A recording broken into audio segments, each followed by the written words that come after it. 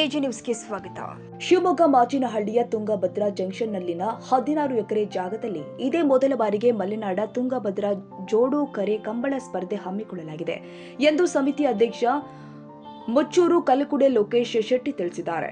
ಶಿವಮೊಗ್ಗ ಜಿಲ್ಲೆಯ ಸಾಂಸ್ಕೃತಿಕ ಪರಂಪರೆಯ ಮುಕುಟಕ್ಕೆ ತುಳುನಾಡ ವೀರ ಜಾನಪದ ಕ್ರೀಡೆ ಕಂಬಳದ ಗರಿ ಸೇರ್ಪಡೆಗೊಳ್ಳಲಿದೆ.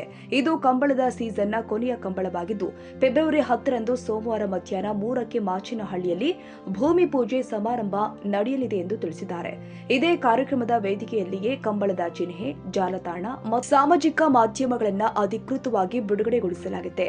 ಮಲೆನಾಡು ತುಂಗಭದ್ರಾ ಜೋಡು ಕರೆ ಕಂಬಳದಲ್ಲಿ ನಮ್ಮ ಸಂಪ್ರದಾಯ, ಸಂಸ್ಕೃತಿ, ಗ್ರಾಮೀಣ ಸೊಗಡಿನ ಕಲೆ ಹಾಗೂ ನಮ್ಮ ಪರಂಪರೆಯನ್ನ ಪ್ರತಿಬಿಂಬಿಸುವ ಅಭೂತಪೂರ್ವ ಸಂಗಮಗಳ ಸಮಾಗಮವಾಗಲಿದ್ದು, ಈ ಐತಿಹಾಸಿಕ ಕ್ಷಣದ ಭೂಮಿ ಪೂಜೆಗೆ ಸಚಿವ ಮಧು ಬಂಗಾರಪ್ಪ ಸೇರಿ ಹಲವರು ಪಾಲ್ಗೊಳ್ಳಲಿದ್ದಾರೆ ಎಂದರು. ಅಲ್ಲ, ಅದು ಸರ್, ಅಧ್ಯಕ್ಷರಿಗೂ ಇದು ನಾವು ಸಾಮಾನ್ಯ ಕಾರ್ಯಕರ್ತರಾಗಿ ಮಾಡ್ತಾ ಇರೋದು. ಹೌದು, ಏನು ಉಲ್ಲಂಘನೆ ಎಲ್ಲೋ ನಾವು ಪಕ್ಷದ ಶಿಸ್ತು ಉಲ್ಲಂಘನೆ ಮಾಡ್ತಾ ಇಲ್ಲ. ನಾವು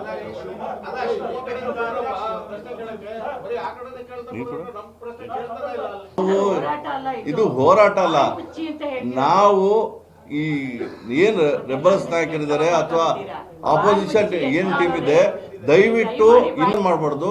ಹಾಗೆ ಯಡಿಯೂರಪ್ಪನವ್ರ ವಿರುದ್ಧ ಆಗಿರ್ಬೋದು, ಬಾಯಿ ಮುಚ್ಚಿ ಹೈಕಮಾಂಡ್ ಏನ್ ಹೇಳ್ತೋ ಅದನ್ನ ಕೇಳ್ಕೊಂಡು ಇರ್ಬೇಕು ಅಂತ ನಾವು ಕೇಳ್ತಾ ಬಿಟ್ಬಿಟ್ರೆ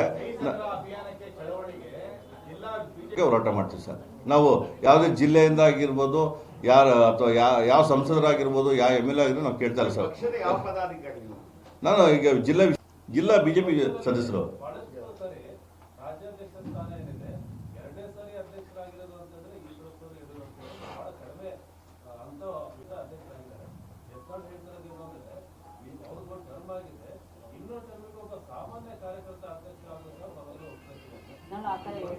ಯತ್ನಾಳ್ ಎಲ್ಲೂ ಹೇಳಿ, ಇದು ಹೈಕಮಾಂಡ್ ಬಿಟ್ಟಿ ಸರ್. ಹೈಕಮಾಂಡ್ ತೀರ್ಮಾನ ತಗೊಳ್ದು ವಿಜಯೇಂದ್ರಗೆ ಇಳಿಸ್ಬೇಕೋ ಬೇಡ ಅಂತೇಳಿ.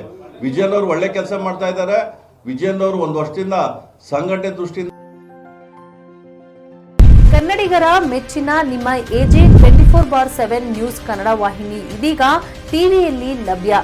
ವೇಳೆ ನೋಟಿಸ್ ಕೊಟ್ಟಿದ್ರೆ ವಾಪಸ್ ತಗೋತೀವಿ. ಇವತ್ತು ವಕ್ಫ್ ಪ್ರಾಪರ್ಟಿ ಅಂತೇಳಿ ಬರ್ತದೆ ಅಂತ ಹೇಳಿದ್ರೆ ರೈತರು ಬೀದಿಗೆ ಬಂದ್ರೆ ಏನ್ ಮಾಡ್ಬೇಕಾಗತ್ತೆ? ಯಾರು ವೋಟ್ ಹಾಕಲಿಲ್ಲ ಅಂದ್ರೆ ಗ್ಯಾರಂಟಿನೆಲ್ಲ ಸ್ಟಾಪ್ ಮಾಡ್ಬಿಡ್ತೀವಿ.